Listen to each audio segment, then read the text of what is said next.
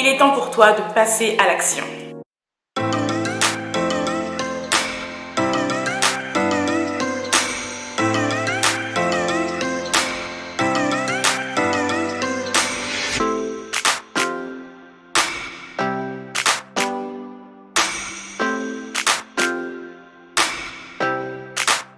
Salut tout le monde, j'espère que vous allez bien. Aujourd'hui on se retrouve pour une nouvelle vidéo et je suis heureuse de vous retrouver aujourd'hui. Aujourd'hui je vais vous présenter comment démarrer et optimiser sa boutique en ligne sur les réseaux sociaux.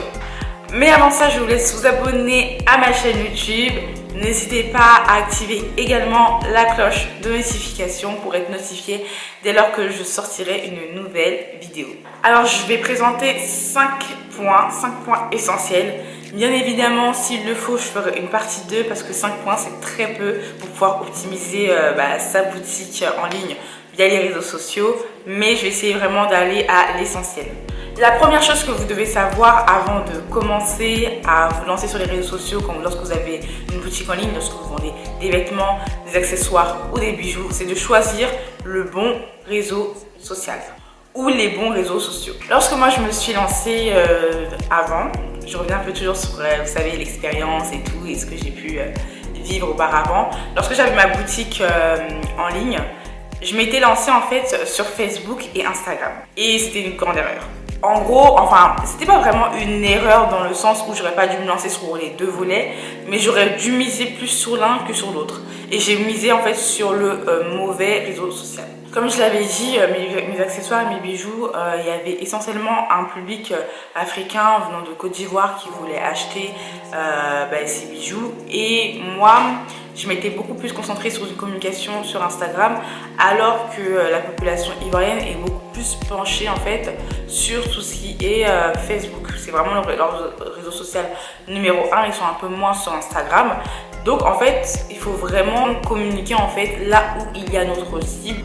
Ensuite, la deuxième erreur que j'avais faite également, c'est que lorsque j'ai voulu aider quelqu'un avec ses réseaux sociaux, je me suis beaucoup plus concentrée en fait sur le volet Instagram, alors que c'était une entreprise B2B. J'aurais beaucoup plus en fait dû utiliser LinkedIn pour pouvoir trouver des potentiels clients, parce que c'est là-bas que justement quand on est professionnel, pour vendre professionnel, c'est plus là-bas qu'il faut aller.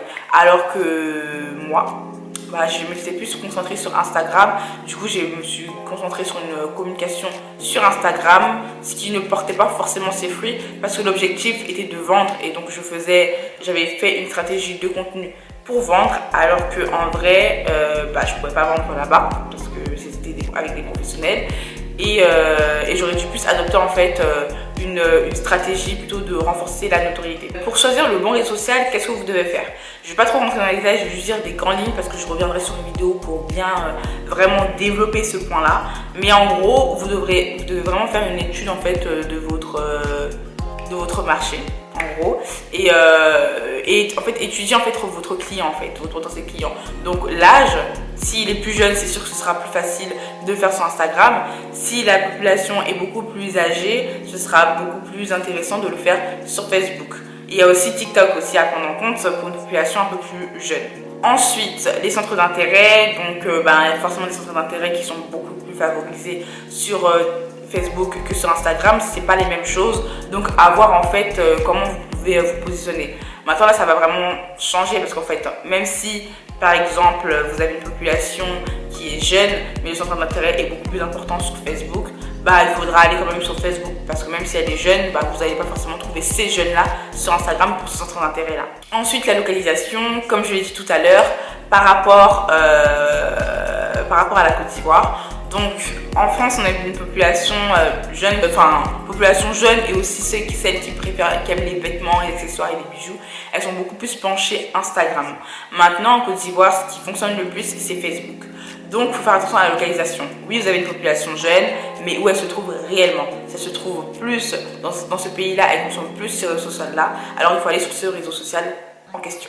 Deuxième point, il faut vraiment créer un profil très attrayant qui peut donc directement vous référencer sur Instagram. Et aussi, lorsque la personne vient, elles trouvent justement une biographie assez intéressante. Parfois, lorsque je vais sur des boutiques en ligne sur Instagram, lorsque je vais regarder un peu, je vois vraiment qu'il y a des boutiques qui se démarquent via leur biographie. C'est-à-dire qu'elles vont dire je t'apporte ça, mon bijou t'apporte ça, mon bijou t'apporte de la confiance, je sais pas, mon bijou t'apporte de la beauté. Voilà, des trucs comme ça vraiment très personnalisés et je trouve ça très intéressant parce que ça change. Je peux comprendre que lorsqu'on est une entreprise, on veut forcément se rendre sérieux en fait, c'est-à-dire mettre par exemple toutes les informations qu'une entreprise doit mettre, c'est-à-dire les livraisons, peut-être les codes promo et tout, mais il ne faut pas oublier qu'il y a ce côté social. Et comme Instagram c'est très social aussi, il faut vraiment mettre un côté assez émotionnel, voilà, il faut apporter de l'émotion et pour apporter de l'émotion ça passe aussi par la biographie. Il faut vraiment un truc bien personnalisé qui puisse capter l'attention de la personne qui vient sur votre page. Et selon moi, Instagram c'est pas forcément votre boutique en fait, c'est pas votre boutique, c'est pas là où vous devez vendre en fait. Voilà, vous devez attirer des ventes grâce à Instagram. C'est vrai qu'on a le Instagram Shopping, mais c'est justement pour ça que ça a été mis à part, c'est pour vraiment dissocier en fait le côté vitrine et le côté vente. Donc, lorsque vous avez une page Instagram, ne pensez pas toujours à vendre. Non, essayez vraiment d'apporter un petit côté vraiment très social. En gros, en une seule phrase, comment créer un profil assez attrayant. Il suffit de mettre de bonnes images de qualité, de haute qualité. Malheureusement, ça j'en avais parlé déjà dans la précédente vidéo. Malheureusement, vous êtes obligé de mettre des images de haute qualité parce que sinon, ça sera très problématique en fait. En comparaison avec vos autres concurrents, certains en fait mettent tellement de belles photos que vous êtes obligé de vous aligner sur ce volet là. Après je peux comprendre qu'on n'ait pas forcément tous accès à un photographe, on n'ait pas forcément tous les moyens, mais vraiment un bon téléphone quand même qui puisse prendre de bonnes photos, c'est essentiel. Ensuite vous avez aussi des applications qui peuvent retoucher aussi vos photos. Vous avez Snapseed qui est totalement gratuit, vous avez Lightroom également qui est gratuit, enfin la version payante n'est pas forcément nécessaire à part si vous voulez vraiment pousser la chose, mais la version gratuite fait totalement l'affaire. Et puis aujourd'hui il y a Canva aussi. Canva ça retouche plutôt bien les photos, enfin si vous voulez créer des effets, enfin un petit fond, comment on appelle, un petit fond flouté et tout, c'est vraiment bien Canva. Moi j'ai utilisé pour mes photos et tout, pour les retoucher, pour faire un peu le fond un peu flouté et j'ai trouvé ça vraiment intéressant. Donc n'hésitez pas à utiliser tous ces outils là pour pouvoir en fait apporter vraiment des images de qualité. Ensuite, comme j'ai dit, la description dans la biographie, très important également, et puis les descriptions aussi en dessous de vos photos. Voilà, essayez de mettre des descriptions en fait, essayez de faire un peu du storytelling, essayez de apporter, enfin de dire vraiment ce que vous pouvez apporter au client à travers votre produit, ce que votre entreprise peut apporter au client aussi, parce que en fait, avant de parler d'un produit, il faut parler de l'entreprise. Pour moi c'est ça.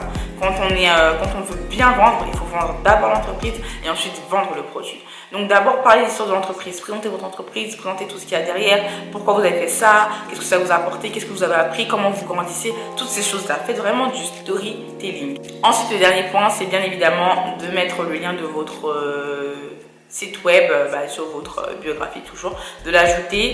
Je vois des boutiques qui ne le font pas forcément. Après je pense qu'il y en a qui n'ont pas forcément de lien. Pour les adresses et tout, évitez de les mettre en biographie. Ne perdez pas votre temps en fait. Si vous avez en tout cas une boutique, que ce soit en ligne ou une boutique physique, parce que des fois voilà, vous pouvez avoir les deux, ne prenez pas votre temps en fait à la mettre dans la biographie. Ne gâchez pas en gros votre biographie ainsi. Mettez-la plutôt dans les options, dans les fonctionnalités que vous propose Instagram et ajoutez votre adresse, y compris du coup votre site web. Troisième point, essayez au maximum de planifier votre contenu. J'en avais déjà parlé dans la précédente vidéo où j'avais dit pourquoi c'était important de le faire, etc. Je vais juste revenir très rapidement sur ce point-là. Je pense que c'est très important de le faire parce que lorsque on veut optimiser une page, il faut être actif sur cette page-là. Si vous ne planifiez pas, après vous aurez sûrement la flemme de le faire, vous n'aurez sûrement pas le temps de le faire et du coup pour l'optimisation ce ne sera pas trop ça. Vous n'allez pas beaucoup publier. Vous allez vouloir vendre, mais d'un côté, vous n'allez pas vouloir communiquer justement pour votre boutique en ligne. Donc c'est pour ça que c'est important de planifier. C'est juste en fait une organisation en fait pour pouvoir mieux travailler. Bien évidemment, pour bien planifier son contenu, il faut déjà faire une bonne stratégie de contenu qui va nous permettre justement de bien élaborer notre calendrier éditorial. En ce qui concerne la stratégie, je vais y revenir dans une prochaine vidéo pour pouvoir mieux parler de ça. Mais déjà ici, je vais juste vous donner 2-3 points. Notez en fait le type de contenu que vous souhaitez faire, c'est-à-dire le format par exemple, si c'est des publications, si c'est des réels et tout, etc. Notez tous les formats que vous voulez faire. Ensuite, notez aussi les piliers de contenu, de quoi vous voulez parler, en fait, il y aura des piliers et ensuite il y aura des sujets autour. Donc les piliers de contenu, c'est quoi l'idée générale? Qu'est-ce que je veux parler? En 3 points ou en 5 points, comme vous souhaitez. Mais en gros, de quoi vous voulez parler? Ensuite, vous allez découler vers les sujets. Donc les sujets, c'est lorsque vous allez bien évidemment planifier, vous allez dire bon, aujourd'hui je vais parler de tel sujet. Mais déjà, si vous avez le pilier, c'est déjà essentiel en fait, parce que ça va vous permettre de moins réfléchir lorsque vous allez devoir en fait préparer vos posts ou même construire votre calendrier. Vous saurez en fait que bon bah j'ai ce pilier là, je prends ce pilier là, du coup je vais découler de ce sujet là. Et voilà, je vais parler de ça avec ce format là, c'est-à-dire avec un carrousel ou avec une publication ou avec un réel.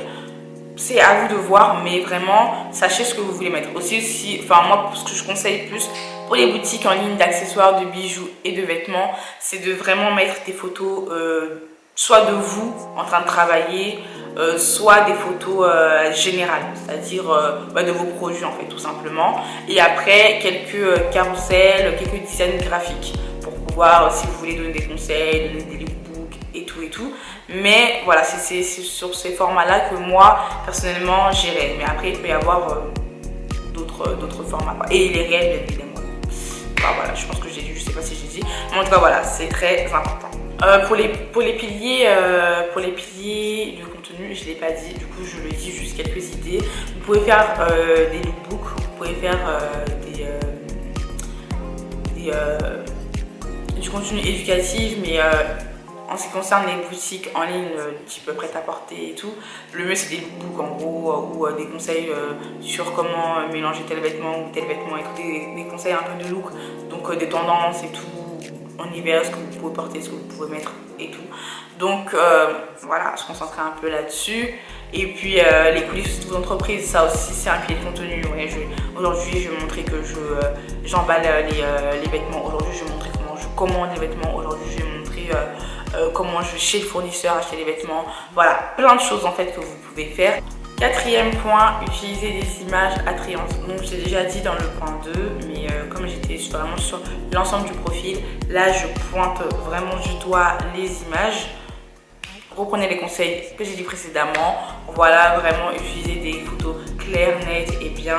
N'hésitez pas à utiliser la lumière du jour si vous voulez prendre des photos, si vous n'avez pas de spotlight. Les angles aussi, changer. Voilà, ça sert à rien de prendre toujours le même angle. C'est pas en prenant le même angle que c'est ça qui va attirer vos personnes. Et puis après, les photos que vous prenez, si c'est pour les prendre pour les prendre, c'est pas la peine. Il faut vraiment les prendre pour que ça puisse attirer les personnes. Ça sert à rien de dire je mets pour mettre en fait. Parce que je vois beaucoup en fait dire, quand je discute avec certains en fait par rapport aux photos et tout, ils sont là en mode oui mais moi ça me convient comme ça. Oui mais ça te convient, mais ça veut pas dire que ça convient aux autres en fait qui regardent ton profil Instagram. Quand on voit que c'est toujours la même photo et tout, on a plus l'impression en fait que c'est quelqu'un qui se prend vraiment pas la tête. Pour moi c'est hyper important de prendre des photos sur différents angles. Non seulement ça montre que vous êtes vraiment impliqué, que vraiment vous essayez de vous montrer plusieurs rendus, de vraiment voilà c'est esthétique, il y a un bon boulot et tout. Et puis ça permet d'attirer naturellement en fait des personnes à vous. Donc c'est très important. Le cinquième point, c'est d'utiliser les fonctionnalités de commerce en ligne. Instagram propose Instagram Shopping pour pouvoir justement faire son petit shopping depuis Instagram. Je trouve que c'est une fonctionnalité très intéressante parce que lorsque justement vous avez une personne qui est sur Instagram et qui est en train de faire tout sur Instagram, en gros, elle regarde les publications, elle regarde les réels, elle regarde aussi ce qu'elle peut acheter potentiellement. C'est toujours bien de pouvoir mettre sa boutique en avant. Le fait de mettre son lien en biographie, c'est super bien, mais malheureusement aujourd'hui, il y en a certains qui sont vraiment très flemmards, c'est-à-dire même cliquer sur le lien, ils ont un peu marre, ils vont voir, ils vont scroller. Des fois, ils vont même pas voir qu'il y a le lien, ça va même pas, voilà, ça va leur passer au-dessus. Donc, ils vont scroller et tout, etc., etc. Et quand ils vont voir, par contre, que justement, vous avez, par exemple, il y a une photo qui leur plaît, une photo d'un article qui leur plaît, ils vont cliquer dessus et étant donné que c'est connecté à Instagram Shopping, du coup, ils vont voir le prix, ils vont pouvoir tout voir et tout. Et ça va déjà être un premier pas de décision d'achat pour eux. Déjà, en voyant le prix, ils se disent ah, est-ce que je peux, est-ce que je peux pas. Avec Instagram Shopping, étant donné qu'ils vont connaître ce prix là, ça va déjà leur donner envie d'acheter ou pas. Voilà, donc voici pour ces 5 conseils. Je sais que c'est parti très vite, mais voilà, le but c'est de faire des vidéos assez rapides et après de développer un peu plus chaque mois. En tout cas, j'espère que la vidéo vous aura plu. Comme j'ai dit précédemment, n'oubliez pas de vous abonner, n'oubliez pas aussi de commenter. N'hésitez pas à me dire quel genre de vidéo vous voudriez que je fasse. En attendant, moi je vous fais de gros bisous et je vous dis à la semaine prochaine pour une nouvelle vidéo.